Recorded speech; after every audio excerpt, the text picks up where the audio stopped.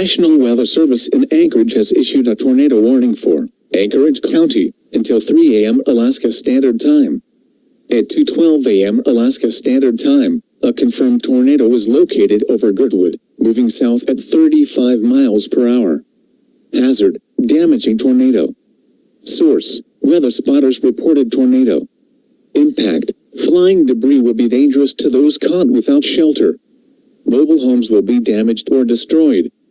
Damage to roofs, windows, and vehicles will occur. Tree damage is likely. The tornado will be near Anchorage around 2:15 a.m. Alaska Standard Time. Eagle River and Chugiak around 2:20 a.m. Alaska Standard Time.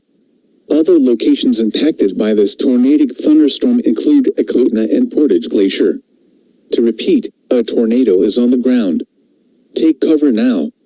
Move into an interior room on the lowest floor of a sturdy building. Avoid windows.